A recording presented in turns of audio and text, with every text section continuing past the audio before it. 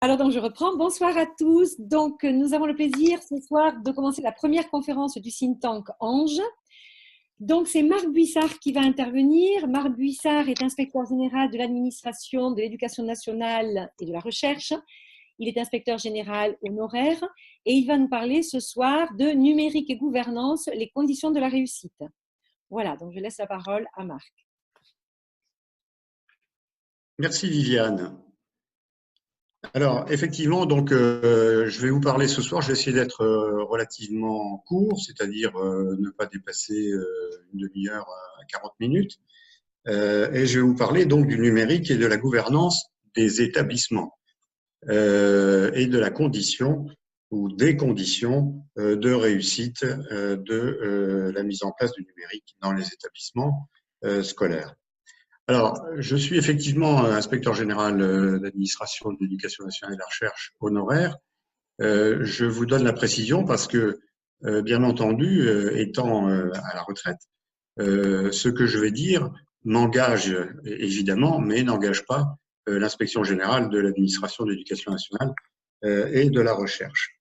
Alors, j'ai fait quelque chose de très pratico-pratique, si vous me permettez l'expression, de façon à ce qu'on puisse diffuser assez largement cette information et que cette information que je vous donnerai ce soir soit une information disponible tout de suite, vivante et aussi pratique pour les chefs d'établissement qui auront à travailler sur la mise en place du numérique. Donc, je n'ai pas fait de démarche heuristique, mais bien quelque chose qui remonte du terrain. Et dans les remerciements que je prononcerai tout à l'heure à la fin de l'exposé, vous verrez que j'ai fait appel à un certain nombre d'expériences du terrain, parfois proches de Bordeaux et parfois un petit peu plus éloignées. Un inspecteur général, en gros, ça fait de l'audit, du conseil, de l'évaluation, et en particulier donc de l'évaluation de politique publique. C'est ce que j'ai fait pendant une quinzaine d'années. Avant, j'étais dans la fonction publique d'État du ministère de l'Éducation nationale de l'enseignement supérieur, à des postes plus opérationnels et en particulier sur des postes de secrétaire général d'académie. Voilà. Donc, je voulais vous dire tout ça très très rapidement avant de commencer. Alors, sur les conditions de réussite du numérique et de la gouvernance des établissements, on va aborder 5 grands domaines. Le premier domaine, c'est le pilotage, l'impulsion et l'organisation, proprement dite. Le deuxième, c'est la question, et une question importante, c'est la question de la formation. Le troisième domaine sera la question des ressources.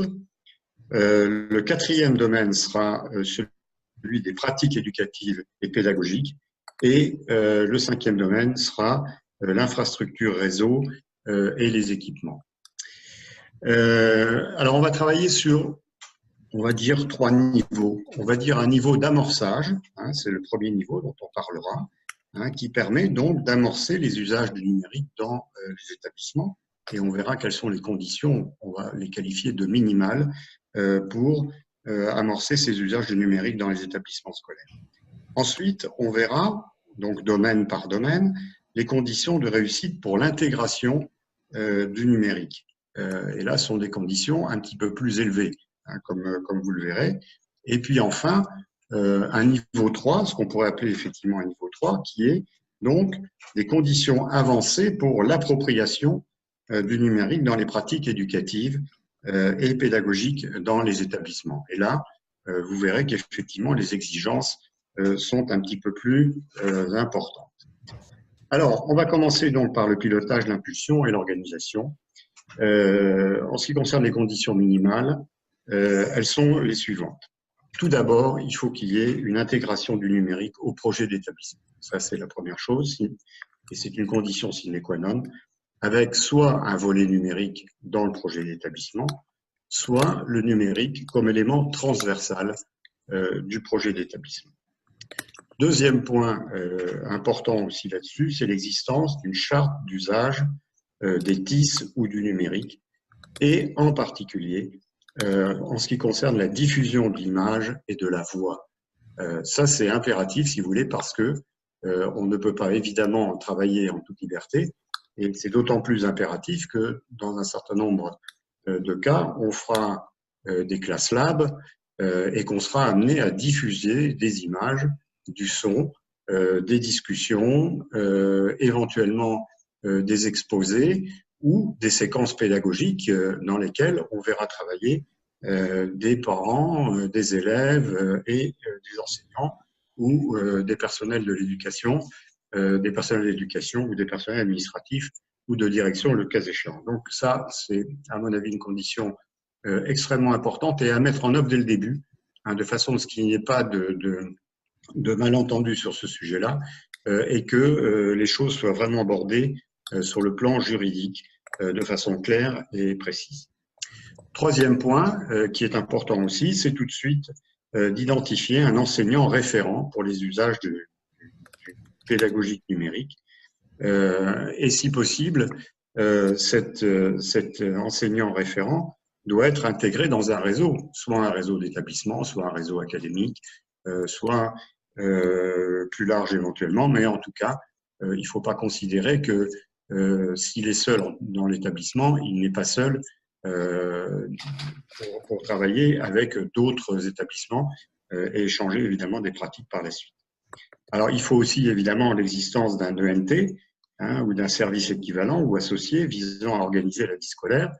Et la vie scolaire, c'est donc organiser les relations avec les parents d'élèves en particulier, parce qu'ils sont partenaires.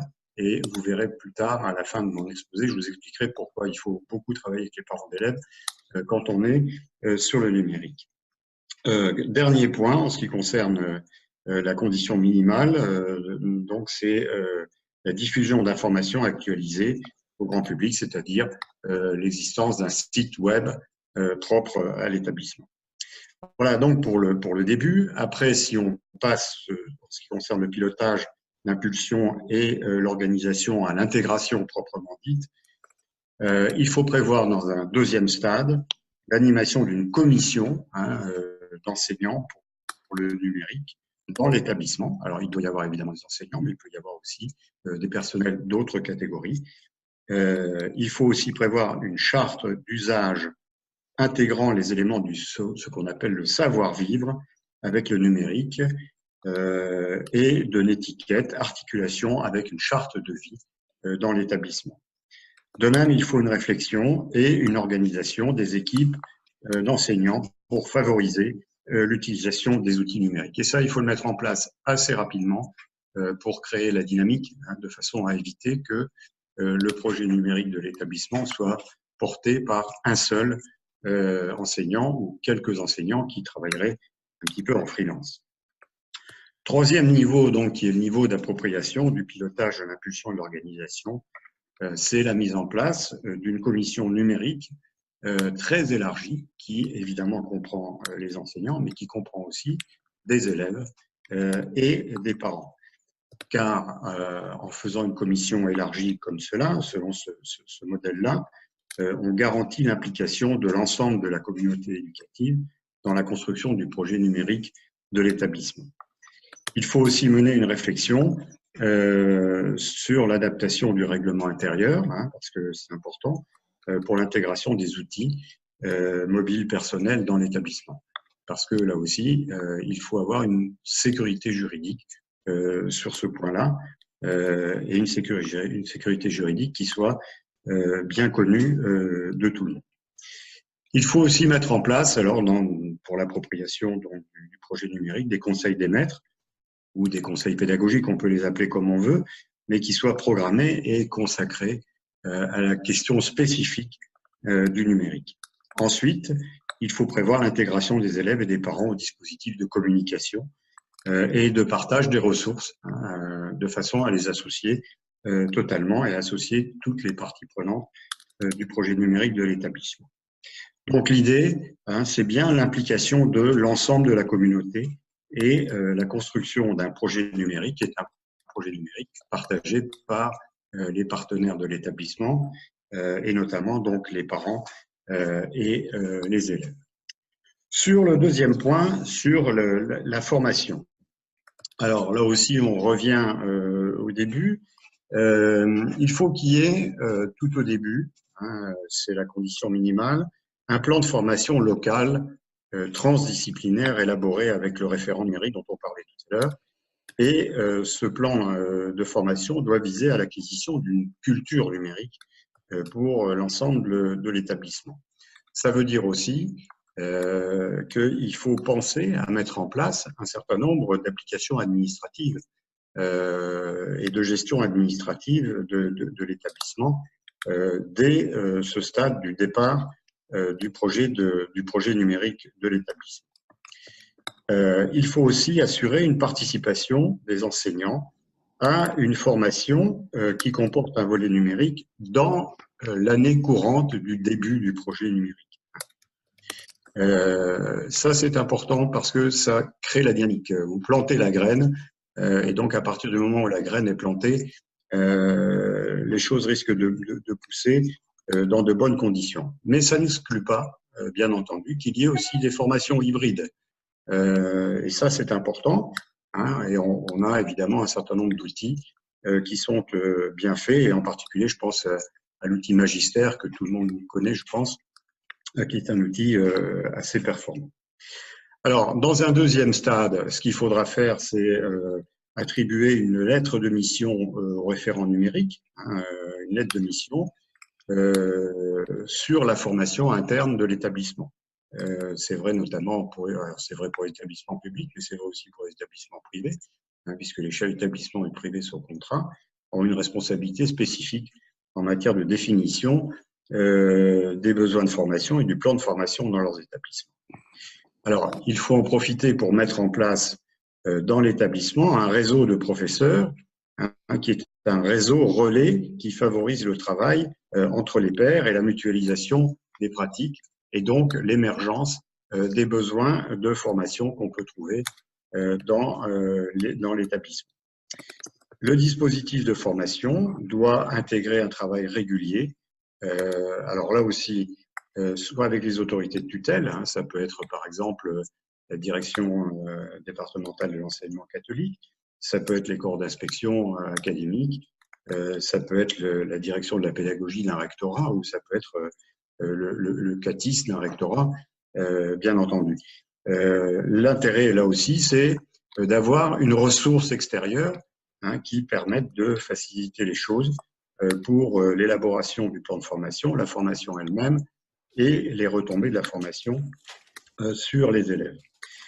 Il faut ensuite procéder à un encouragement, une valorisation de l'accompagnement entre pairs et la mutualisation des pratiques numériques qu'on a évoquées un tout petit peu tout à l'heure. Il ne faut pas oublier la formation de l'encadrement au numérique éducatif, parce que il faut là aussi que l'encadrement partage un certain nombre de choses avec les enseignants.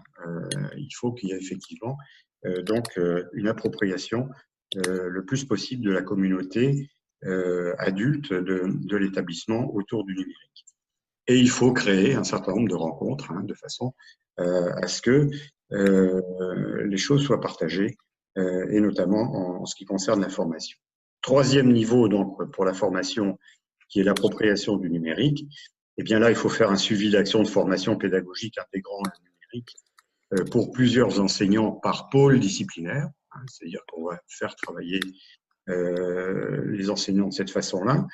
Et il faut viser un objectif qui est de plus de la moitié des enseignants de l'établissement. On voit bien que les choses fonctionnent bien quand il y a quand même une certaine masse, c'est pas un beau terme, mais je crois que c'est quand même important de le dire, mais qui est une majorité d'enseignants qui participent, et donc on peut dire que c'est effectivement plus de la moitié.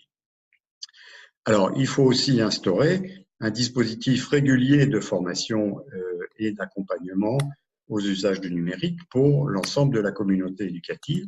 Et donc là, je reviens à ce que je disais tout à l'heure, hein, sur le rôle du référent numérique, référent de formation, et puis donc faire appel donc au conseil pédagogique, au conseil d'administration, bref, créer cette dynamique qui fait que dans tous les étages de l'établissement et dans toutes les instances de l'établissement, les conditions avancées pour l'appropriation du numérique en termes de formation soient remplies.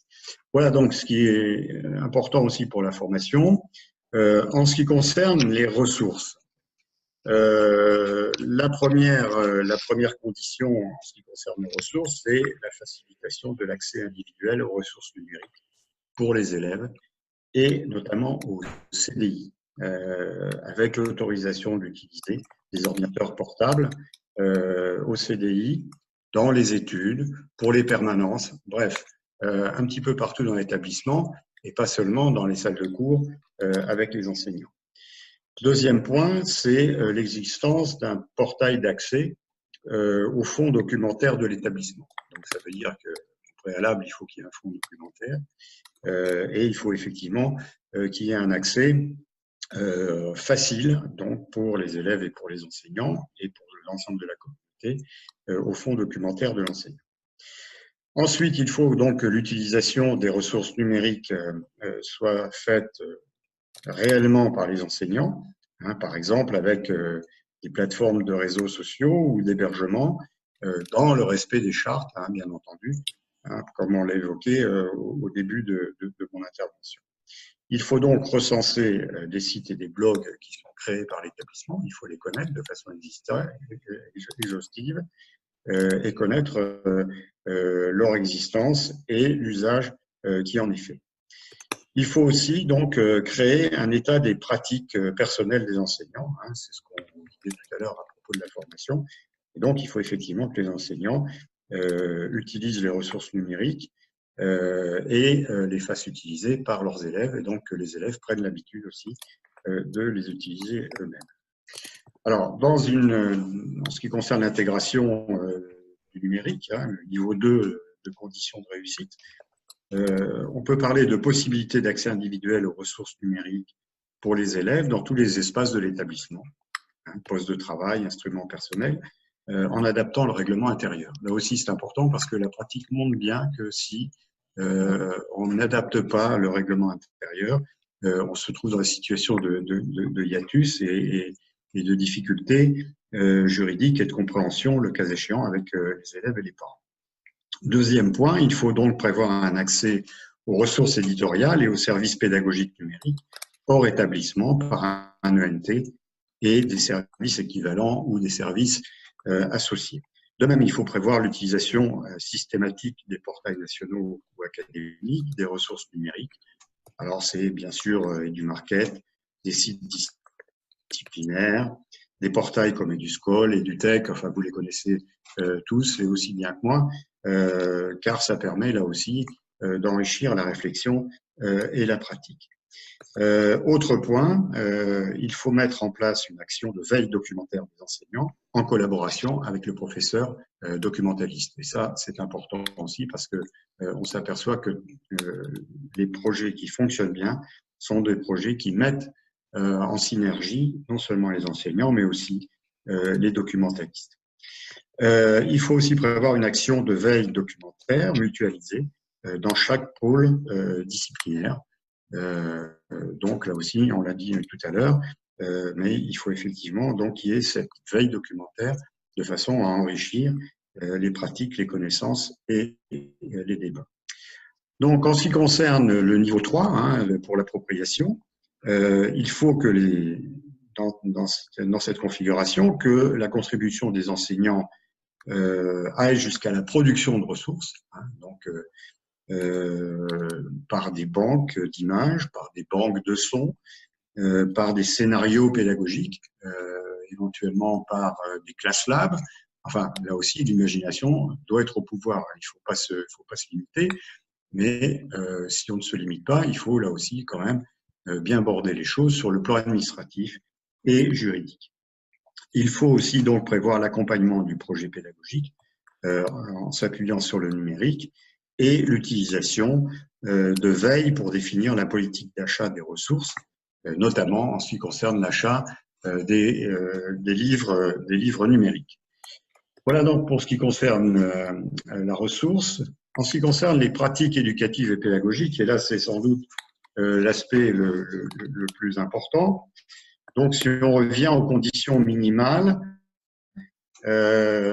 pour nous, Français, la validation des compétences du B2I et des items de la compétence du socle concernant la maîtrise des techniques usuelles de l'information et de la communication, c'est le point de départ absolument incontournable. En deuxième point, il faut donc prévoir la mise en œuvre du cahier de texte en ligne, et assez rapidement, donc dès le début du projet.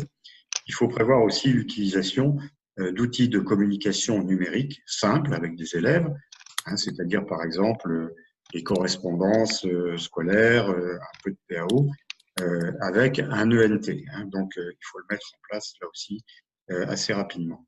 Il faut aussi un dispositif numérique au service de la scolarisation des élèves handicapés et des élèves en grande difficulté. Il ne faut pas les oublier, il ne faut pas les marginaliser parce que non seulement on n'atteint pas la cible, mais en plus, c'est aussi et grâce, si j'ose dire, aux élèves en grande difficulté, aux élèves handicapés, qu'on peut trouver un certain nombre de solutions, de mise en place de pratiques numériques intéressantes qui répondent vraiment globalement à la demande de l'institution et des établissements. En ce qui concerne les conditions de réussite, donc le niveau 2, pour les pratiques éducatives et pédagogiques, donc il faut viser la généralisation de la mise en œuvre de la situation d'apprentissage en adéquation avec le respect des intentions du B2I. Comme on disait tout à l'heure, il faut aller jusqu'à la généralisation par la suite. L'utilisation par les enseignants et les élèves doit être généralisée en ce qui concerne donc le cahier de texte en ligne. Et puis, il faut prévoir des dispositifs d'éducation citoyenne et responsable aux médias numériques, impliquant notamment le professeur documentaliste. Hein, là aussi, on voit bien que sans sa participation sur ce sujet, qui est un vrai dispositif d'éducation citoyenne et responsable, parce que c'est évidemment c'est la contrepartie, j'allais dire, de la grande liberté des nouvelles technologies, mais il faut effectivement le mettre en place assez rapidement. Il faut aussi mettre en place donc des outils collaboratifs pour la mutualisation des contenus et l'existence d'un dispositif numérique pour l'accompagnement personnalisé ou l'accompagnement éducatif des élèves. En ce qui concerne la gestion du B2I, il faut passer là-dessus à une organisation qui est une organisation non plus individuelle, mais collective par l'ensemble de l'équipe pédagogique, avec une feuille de position pour toutes les classes, par exemple. Hein, c'est une excellente chose à faire parce que ça permet de clarifier les choses dès le début. En ce qui concerne donc l'appropriation du numérique dans les pratiques éducatives pédagogiques, donc on parlait tout à l'heure donc de la validation du B2I par au moins la moitié des enseignants, hein, c'est ce qu'on a déjà vu sur autre chose, mais il faut effectivement que les choses se fassent de façon relativement massive, même complètement massive. Il faut aussi une utilisation enrichie du cahier de texte en ligne. Hein. Le cahier de texte, bien entendu, ça a, vous savez comme moi, des tas de vertus et il faut surtout en profiter et le mettre en place donc pour une appropriation numérique des pratiques éducatives et pédagogiques. Alors, le projet de transformation du CDI n'est pas à négliger aussi, hein, c'est-à-dire que le CDI doit évidemment évoluer puisqu'il ne s'agit plus d'avoir des rayonnages de bouquins comme on trouve assez souvent, mais il s'agit de faire effectivement une espèce de centre de connaissances et de culture et de permettre aussi aux élèves de disposer de tous les espaces et de tous les temps possibles dans ce CDI pour diversifier et personnaliser les ressources et les services apportés aux enseignants et aux élèves. Il faut aussi prévoir la généralisation pour les enseignants et les élèves de l'utilisation d'outils collaboratifs pour la mutualisation des contenus dans l'ENT ou dans les services équivalents ou des services associés dont on parlait tout à l'heure. La généralisation des dispositifs numérique doit prévoir aussi l'accompagnement personnalisé et éducatif, hein, parce que sinon on laisserait tomber une partie importante de l'enseignement des élèves. Enfin, dernier point sur les pratiques éducatives et pédagogiques. Donc, il faut tendre à l'utilisation généralisée des instruments et des ressources numériques par les élèves. Bon, j'allais dire, ça va de soi, mais ça va quand même nettement mieux en le disant. Alors, je voudrais vous parler d'un dernier point parce que c'est le nerf de la guerre, hein, en définitive aussi, c'est la question des infrastructures, des réseaux et des équipements. Alors, sur les conditions minimales, il faut bien entendu prévoir, dès le début du projet, un accès au haut débit un petit peu partout dans l'établissement. Mais il faut aussi prévoir tout de suite un dispositif de filtrage pour l'accès au web. Là aussi, il faut être assez prudent. On a affaire à des élèves, on a affaire à des mineurs, et donc il faut effectivement procéder à la mise en place de ces dispositifs de filtrage. Il faut prévoir aussi du câblage réseau, hein, avec au moins une prise par salle de classe. Hein, ça paraît de bon sens, mais encore faut-il le dire. Et il faut prévoir aussi un accès individuel sur le réseau de l'établissement pour tous les usagers. Hein, ça, c'est le départ. Et donc, prévoir aussi un poste de travail enseignant dans au moins une salle par pôle disciplinaire, et donc reconcevoir l'utilisation des salles de classe en fonction de la mise en place du projet numérique. L'accès des élèves aussi au réseau d'établissement et des instruments numériques doit être effectif, mais les instruments doivent être évidemment partagés ou individuels, mais en tout cas, il faut travailler sur cette dimension-là. Ça veut dire donc que les systèmes de maintenance et les équipements de réseau doivent être envisagés dès le départ, hein, de la mise en place du projet numérique. Et puis, il faut aussi repenser la classe, hein, c'est-à-dire la présence dans la classe d'outils numériques qui soient partagés par les élèves. Alors, c'est par exemple des classes mobiles, un dispositif de fond de classe, qui sont évidemment très utiles parce que les enseignants, dès qu'ils commencent à travailler sur le numérique, font appel à ces dispositifs dont ils ont encore besoin, et j'allais dire même peut-être encore plus besoin pour permettre le travail en groupe, la production de certains élèves, et puis la mise en place d'activités encadrées. Si on veut passer au niveau 2 en ce qui concerne les infrastructures, je recommanderais donc de faire un accès au réseau de l'établissement par un mot de passe unique à Internet, un mot de passe unique pour tous les utilisateurs de l'établissement, ce qui a l'avantage de simplifier les choses et d'être clair effectivement pour tout le monde. Il faut aussi prévoir la généralisation de l'équipement des salles en matériel de vidéo projection, hein, bien entendu, et puis l'équipement des enseignants en terminaux mobiles et l'existence d'au moins un point d'accès sans fil dans l'établissement. Alors, cela veut dire aussi que à partir du moment où on met en place ce genre de dispositif, il faut prévoir l'existence d'un plan de renouvellement des équipements numériques à terme, hein, parce que là aussi, on sait que en la matière, les choses vont très vite, mais que les financements sont peut-être parfois relativement difficiles à trouver, et donc il faut s'y attaquer rapidement. Alors, en ce qui concerne donc l'appropriation du numérique pour les infrastructures et les réseaux,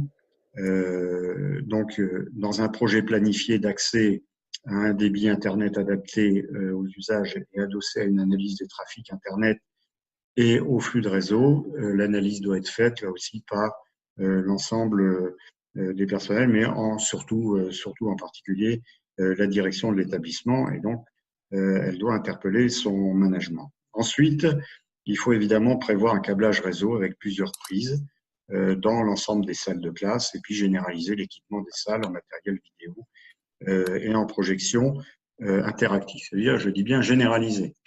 Donc, vous imaginez que les coûts sont assez importants. Là aussi, il faut prévoir des postes de travail pour les enseignants dans chaque salle de classe, et puis la généralisation d'un accès sans fil sécurisé dans l'ensemble de l'établissement. J'ajouterai là aussi d'expérience, parce qu'on l'a vu dans un certain nombre d'académies, qu'il faut prévoir l'accès aux élèves aux EIM, c'est-à-dire aux équipements individuels mobiles.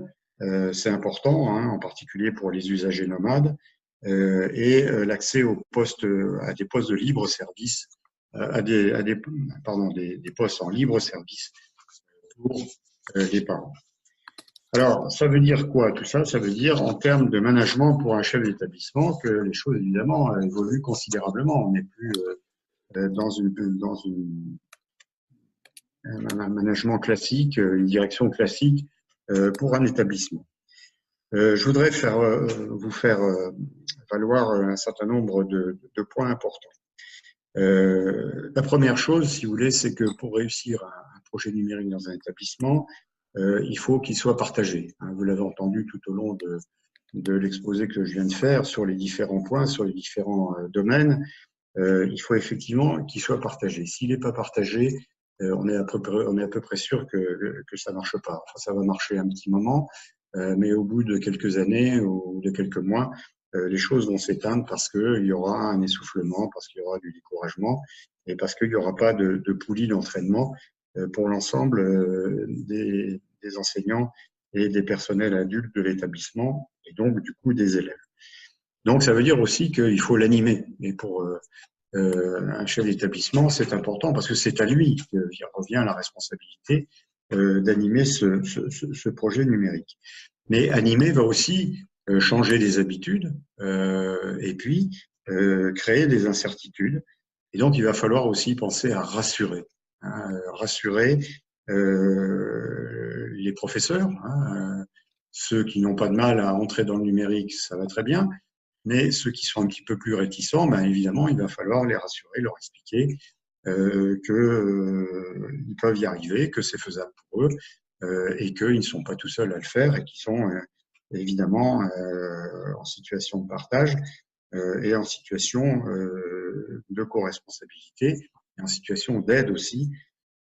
Et même chose aussi avec les parents et les élèves, bien entendu, parce que vous savez bien comme moi, c'est vrai aussi pour les enseignants d'ailleurs, que on est toujours très obnubilé par la question du programme, et donc il faut finir le programme, mais évidemment, quand on met en place un projet numérique, on change le paradigme pédagogique et didactique, et donc à partir de là, eh bien, il faut là aussi expliquer, réexpliquer, dire et redire, et rassurer donc la communauté scolaire, et notamment les parents et les élèves, sur le fait que si on change de méthode, le programme sera fait et les résultats scolaires seront évidemment au moins aussi bons et peut-être meilleurs. Ce que vous avez vu aussi, et c'est un point qui me paraît important de la part des chefs d'établissement ou des directions d'établissement, c'est la question de la formalisation. Il faut formaliser les choses pour des tas de raisons. Alors d'abord, pour des raisons, je vais dire, de sécurité juridique, et puis aussi de partage d'informations. C'est important parce que, si vous voulez, sur la sécurité juridique, on travaille avec des élèves qui sont souvent des élèves mineurs. Et donc, il faut les protéger. S'ils sont majeurs, il faut les protéger aussi, d'ailleurs, au sein de l'école. C'est pas parce qu'ils deviennent majeurs que finalement, on n'a plus à s'en occuper. Mais je crois qu'il faut effectivement être très, très vigilant là-dessus. Et puis, ça permet aussi, car une fois de temps en temps, ça arrive, mais les chefs d'établissement peuvent être mutés, bouger. Les équipes ne sont pas forcément toujours très, très stables. Et donc, ça permet donc, en formalisant, de garantir une solidité des projets, non seulement la solidité, mais aussi une pérennité du projet, même si un certain nombre d'acteurs disparaissent ou d'autres apparaissent. Et donc là aussi, ça donne une valeur un petit peu plus importante au projet. Et là aussi, l'écriture me semble être une chose absolument indispensable. Troisième point qui me paraît véritablement indispensable, c'est la question de l'accompagnement. Alors l'accompagnement, c'est un accompagnement mutuel qui se fait bien entendu entre les enseignants, mais c'est aussi un accompagnement de la part de la direction des établissements, et en particulier par la formation, puisque la formation est un volet important de progression de l'ensemble individuellement des professeurs, mais aussi de l'ensemble de la communauté des enseignants. Il faut accompagner aussi, j'allais dire, un petit peu plus loin avec les parents. Je pense en particulier à la question de l'ordinateur à la maison aussi. Parce que une fois qu'on est sorti du collège ou du lycée ou de l'école, ben, l'ordinateur accompagne toujours les élèves. Et donc là aussi, je crois qu'il ne faut pas hésiter. Alors évidemment, il ne faut pas rentrer dans la vie privée des familles et des parents, mais je crois qu'il faut inciter là aussi à un bon usage des ordinateurs et à un bon usage d'Internet, parce que quitter le lycée et le collège, ça ne veut pas dire rejoindre la grande liberté forcément, mais ça veut dire quand même envisager une certaine protection des élèves et des jeunes en liaison avec les familles. Après, il y a un autre point qui me paraît important, c'est de faire savoir ce qui se passe dans l'établissement quand on est dans le numérique. Pourquoi? Parce que d'abord, à l'interne, faire savoir permet une adhésion plus importante de la communauté scolaire, c'est-à-dire une adhésion des enseignants, bien entendu, et en particulier ceux qui pourraient être réticents pour passer au numérique. Et puis aussi une adhésion des parents d'élèves, et ça revient un petit peu à la question que j'évoquais tout à l'heure sur la question de rassurer dans la mise en place des nouvelles technologies. Donc là, il faut effectivement le faire savoir, puis il faut le faire savoir aussi à l'externe. Je crois que c'est important vis-à-vis des autorités de tutelle, quelles qu'elles soient, et puis aussi vis-à-vis des corps d'inspection et vis-à-vis de l'extérieur, et notamment des collectivités territoriales ou des organismes de gestion qui peuvent avoir une tutelle ou une responsabilité dans le fonctionnement de l'établissement. Voilà, avec tous ces éléments, on pourra aller un petit peu plus loin si on veut, et on pourra, à partir des éléments que je viens de vous donner dans le détail, sur les 5 domaines, pilotage, formation, ressources, pratiques éducatives et pédagogiques et infrastructures, réseau et équipement, à partir de là, on peut bâtir un véritable référentiel, et un référentiel qui peut être partagé par les équipes éducatives et par les équipes de direction des établissements. Voilà ce que je voulais vous dire pour ne pas faire trop long ce soir. Et puis, je voudrais donc remercier un certain nombre de personnes qui m'ont aidé à préparer tout ça. Alors, il y a des choses que j'avais vues sur le terrain quand j'étais inspecteur général, mais c'est quand même maintenant 2 ans que je suis parti à la retraite, donc les choses vont très très vite et je m'en suis bien aperçu. Donc, je remercie en particulier la DAN de Montpellier qui m'a beaucoup aidé, que j'avais croisé dans ma vie administrative et qui m'a beaucoup aidé. Et puis, je voudrais remercier aussi les équipes du comité de pilotage de l'opération Un collégien, un ordinateur portable du département des Landes qui a travaillé là-dessus il y a quelque temps, quand il s'est agi de généraliser la mise à disposition d'ordinateurs portables pour tous les collégiens du département des Landes. Et puis j'ai été puiser un certain nombre d'informations dans d'autres académies, et notamment dans l'académie Créteil. Voilà, donc j'en profite pour vous citer mes sources. Alors évidemment, je ne vous donne pas de bibliographie, mais je suis allé relire un certain nombre de choses, et notamment les écrits de Marty, etc. Bon, voilà. Mais là, on rentre dans la pédagogie et c'est peut-être pas forcément le but de l'exposé que je devais faire aujourd'hui. Voilà, donc ce que je voulais vous dire très très rapidement. J'espère que j'ai pas été trop long. Vous n'avez pas l'air trop dormi. Et puis, s'il y a des questions, évidemment, ou des précisions, je suis tout à fait prêt à y répondre. Mais je pense que tout ça doit être une base de départ pour discuter, bien entendu, entre nous, dans le projet qui nous intéresse, dans le projet Ange, et puis de discuter aussi avec les communautés scolaires et les établissements qui voudront donc s'intéresser de plus près à la mise en œuvre des nouvelles technologies. Voilà, merci beaucoup. Merci beaucoup à toi, Marc, pour cet exposé, cette conférence passionnante. Oui, qui pose bien effectivement les bases voilà, du projet Ange, de cette réflexion sur le numérique et la gouvernance. Donc, on va passer maintenant à la seconde partie donc, voilà, de notre temps de travail. Est-ce que vous avez des questions, voilà, des points à approfondir avec Marc? Ou est-ce qu'il a été tellement clair qu'il n'y a plus aucune question?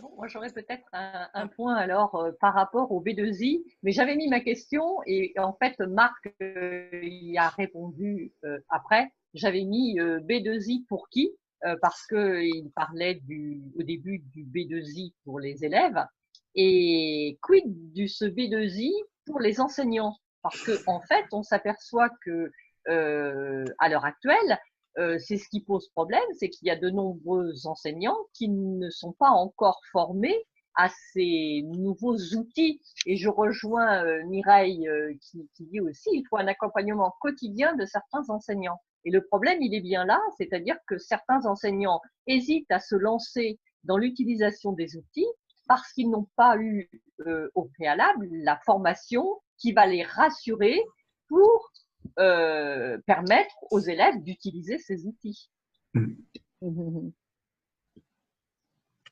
Oui, alors tout à fait d'accord, Marie-Jeanne, je pense qu'il faut le dire. J'ai peut-être été trop implicite là-dessus, mais je crois qu'il faut être effectivement explicite et il faut s'adresser aussi aux enseignants là-dessus. Ne serait-ce que pour leur montrer qu'ils sont capables de le faire et que c'est accessible pour eux et qu'à partir de là, ça leur permet de démarrer dans d'autres processus d'apprentissage vis-à-vis des élèves relativement facilement. Hein. C'est une bonne remarque, oui. Et Michel avait une question aussi. Oui, vas-y, Michel.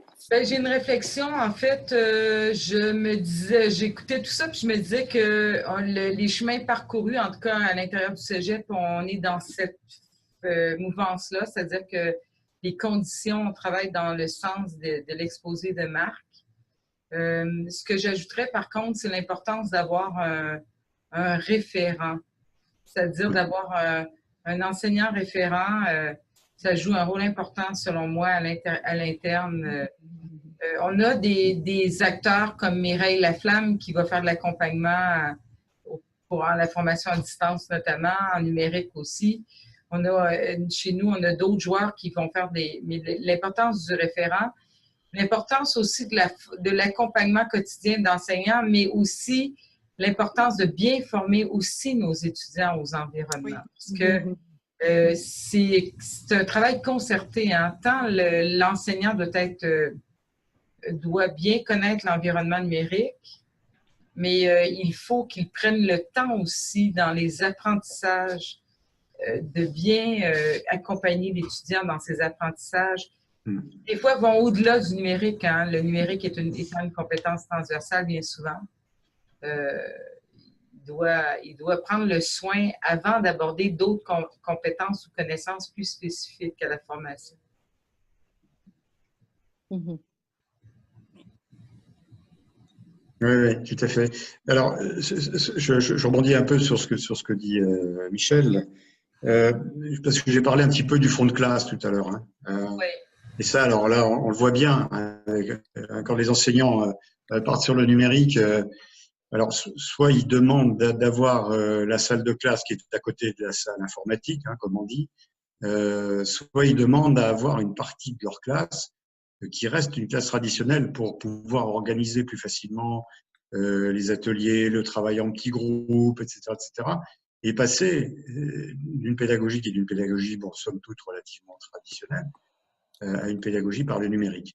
Hein, et donc, ça, je crois que c'est important parce que à la fois, ça donne une respiration aux enseignants, et puis ça permet aussi donc de mettre en place des pédagogies qui sont tout à fait différenciées, mais qui ne sont pas incompatibles. Hein, et ça, c'est important aussi de le valoriser auprès des enseignants, c'est que tout ça n'est pas incompatible, mais au contraire complètement complémentaire. Sur la question du référent, je rebondis sur ce que dit Michel aussi. Parce que je pense que, et sur la question que Marie-Jeanne posait, parce que dans le B2I, on pourrait mettre, j'allais dire, dans le panier du référent, l'obligation de travailler sur la question de la qualification du B2I des enseignants. C'est un point supplémentaire qu'il faudrait mettre, hein, en dehors du référent classique, plus référent de formation, plus référent disciplinaire, etc. Mais référent B2I pour les enseignants aussi. Je crois que c'est une excellente remarque que Michel a faite là-dessus aussi, oui. Tout à fait à préciser. Donc, hein. Est-ce qu'il y a d'autres questions pour Marc? Je peux? Oui, Nico. OK. Donc, ma question concerne en fait pas le B2I, mais le C2I2E qui existait à un certain moment en France. Je ne sais pas si ça existe encore, mais à un certain moment, j'ai été tuteur à des étudiants, etc. Donc, à mon avis, si ça existe encore, c'est très bien parce que de cette manière, les enseignants qui vont terminer leurs études pour devenir enseignants après, je veux dire les étudiants qui vont devenir enseignants, ils peuvent facilement être à la base du réseau des enseignants qui vont être au cœur du projet digital de l'école en question. Voilà. D'accord.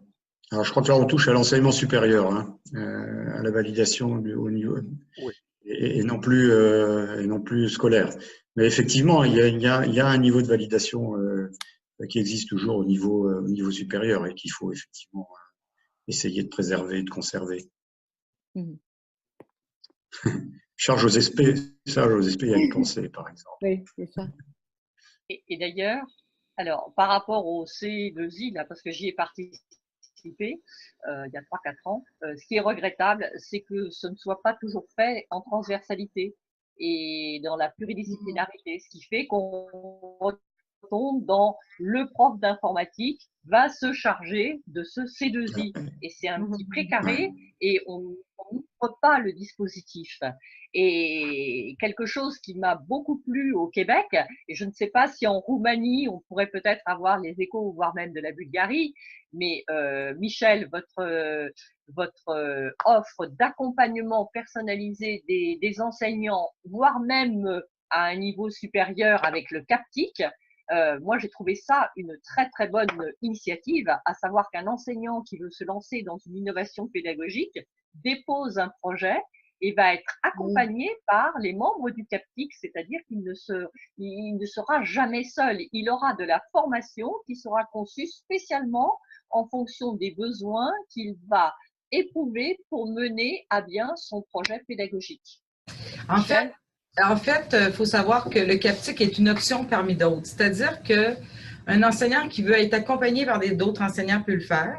Un enseignant qui veut être accompagné par un conseiller pédagogique peut le faire. Un enseignant qui veut être accompagné par un réseau comme Fadio. Là, Mireille, je dis pas des folies, hein.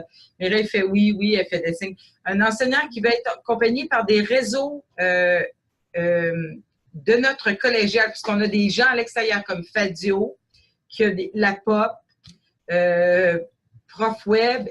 On a différentes ressources.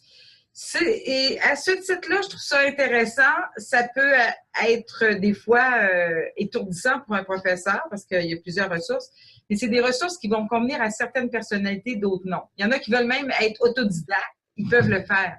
Il n'y a pas d'obligation dans notre système actuel de dire on va vers un volet. Alors, dépendamment de la personnalité de l'enseignant, il va y avoir des ressources qu'il préfère. Mais ce qui est intéressant, c'est qu'il y a une panoplie de ressources différentes qui peuvent être adaptées pour ce qu'il va faire comme projet ou pédagogie numérique. Mireille, je ne sais pas si tu veux compléter là-dessus. Non, tu as très bien complété, Michel. C'est vraiment ici, c'est la diversité qui convient à chaque personnalité. Puis on est le plus libre parce que c'est sûr qu'on est dans l'enseignement supérieur aussi. Donc, c'est sûr que les enseignants sont beaucoup plus autonomes, là. Donc, ils sont libres de leur choix aussi pédagogique, puis tout ça. Mais Michel, ça complète bien, là.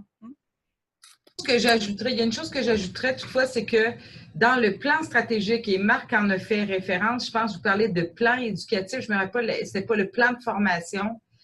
on a une volonté institutionnelle d'intégrer le numérique et elle va s'intensifier. On a un nouveau plan qui va apparaître, puis on s'en va encore plus à une intensification de l'intégration du numérique dans l'enseignement.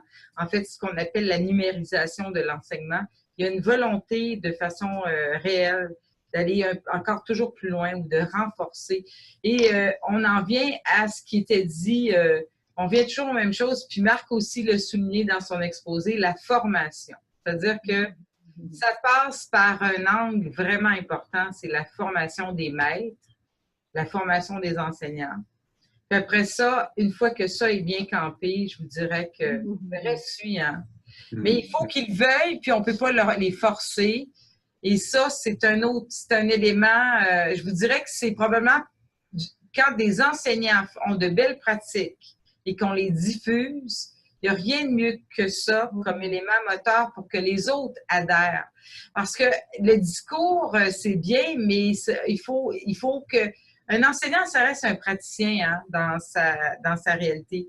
Si on va chercher le praticien, puis on démontre que dans sa vie actuelle de praticien, il va avoir une utilité manifeste pour améliorer ou rendre plus facile des apprentissages ou rendre un apprentissage plus effectif auprès de ses étudiants, puis ça favorise la qualité de son enseignement et la réussite des étudiants, bien, généralement, c'est gagnant. Puis c'est vraiment ça qui, généralement, fait en sorte qu'il y a une adhésion. C'est quand l'enseignant voit l'utilité concrète dans les apprentissages, puis les retombées que ça peut avoir sur la réussite de l'élève.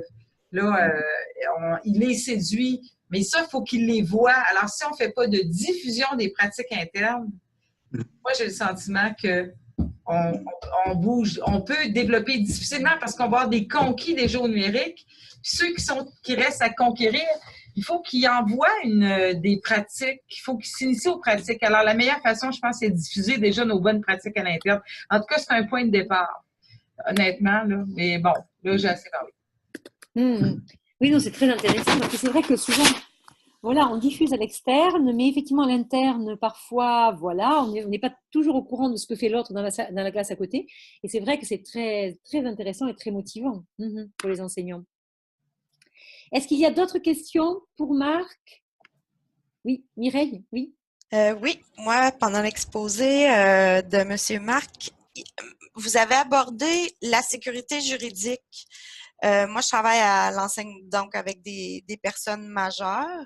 Pouvez-vous développer un petit peu plus parce que je comprends pas trop cette partie-là, jusqu'où on doit aller comme institution, dans le fond, pour assurer la sécurité. Je sais pas trop là, comment me positionner par rapport à ce thème-là, puis voir aussi si je suis correcte ou si vraiment où est-ce que je peux me positionner par rapport à ce thème-là. Oui. Oui, alors moi j'ai insisté là-dessus, en particulier pour les élèves du scolaire, hein, et qui sont en général des enfants, des élèves qui sont mineurs. Donc il y a le dessous des cartes là, c'est la protection des mineurs aussi. Hein. Alors protection, d'abord il faut les protéger de façon à ce qu'ils n'accèdent pas à un certain nombre de sites sur lesquels ils ne doivent pas accéder. Hein. Ça, c'est la première chose. Et d'autre part, en droit français, il y a quand même beaucoup de choses en ce qui concerne le droit à la diffusion de l'image et le droit à la diffusion de la voix. Et donc, c'est là-dessus, si vous voulez, que j'insiste parce que pour les chefs d'établissement, il faut effectivement faire attention à ça parce que si par exemple on fait une classe lab, hein, vous allez être dans une situation pédagogique de face à face avec un enseignant et des élèves. Bon, il faut être sûr que tout le monde soit d'accord là-dessus et qu'il n'y ait pas des parents d'élèves qui disent « Ah mais attendez, moi je ne suis pas d'accord, le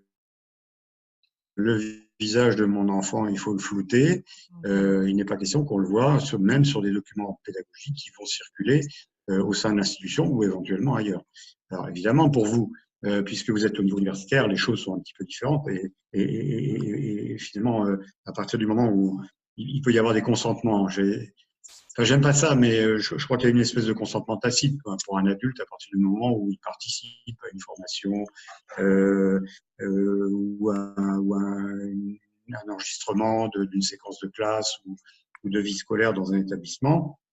Bon, il est censé implicitement adhérer à la diffusion éventuelle de l'image et du son.